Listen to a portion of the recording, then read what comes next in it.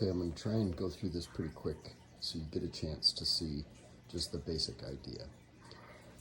So what we have here is anytime we have extra cable, hoses, any type of conduit, if we need movement between two parts, we need excess of the, we'll call it cable for now. And that's because we're going to have movement. So what we've done is I've patented this, and you'll see that. But this spine right here, the weight of these 4-aught cables is transmitted from the cable to the disc to the spine. And the reason there are holes in these is because if we were going to go even further, we might want to do something like a center support. This is one that I did to ride on a beam, and so that it can move back and forth. But what I wanted to show you is normally the excess cable would droop down, but what we're going to do is we're just going to push that excess cable off to the side. But you'll notice there's no droop. So we get to control where that excess cable sits, and it also works in a full range of motion, and it smoothly goes either way. So of course on these I scalloped them to reduce the friction. The other thing that I did is I left these sides open. The reason the sides are open is so that you could change the hose if you needed to without ever taking the whole system apart. Some of the other benefits of doing it this way, you have a very open frame. So as you move around and it bounces down the road, like for instance on the back of a tractor to a mower deck, it's going to get rocks and things that jump up in here, but we want those to be self-clearing, so we want those to fall through. Again, what we're really doing here is using the height of the spine to provide the stiffness. The width of the spine keeps it nice and flexible, just like when you were a kid and you had one of those little toys that was a snake and you could hold the tail and wiggle it back and forth. It did not droop. It was nice and smooth to flow back and forth. Now, of course, this is just my prototype. I actually built this for a Siemens S70 light rail vehicle.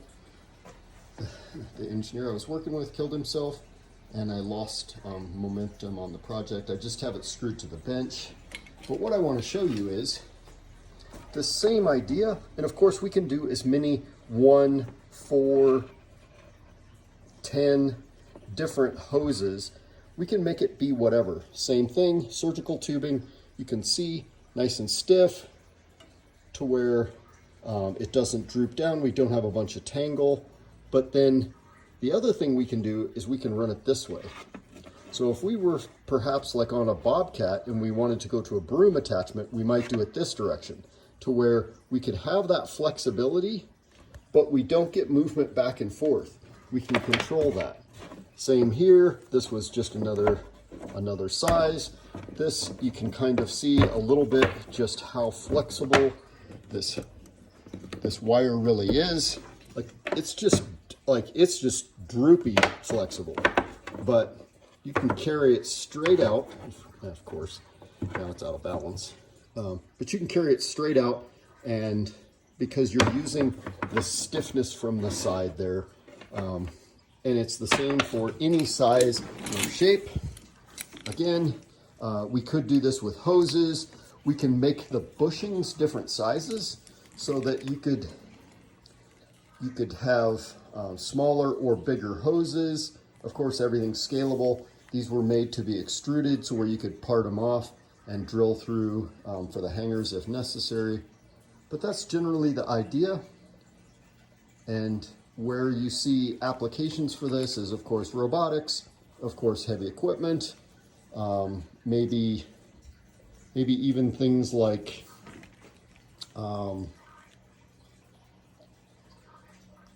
like I said, the attachments on skid steers, tractors, even between tractor trailers, the tractor and the trailer. How about between a regular truck and a camper? You just have one of these, and then you'd have your electrical cable, and you just push everything off to the side instead of having it droop down. Or you would change it and have it to where it went straight up in the air, to where the excess cable actually went up, and then you wouldn't have any side to side movement, but you'd have lots of flexibility in and out between those parts, like on maybe the backhoe, where you see at the knuckle joint there, that movement that you get.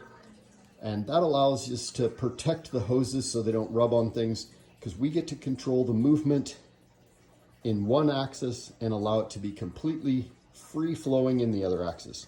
Again, I have multiple patents on this, and my hope is you're interested and might want to talk some more. Thanks, bye.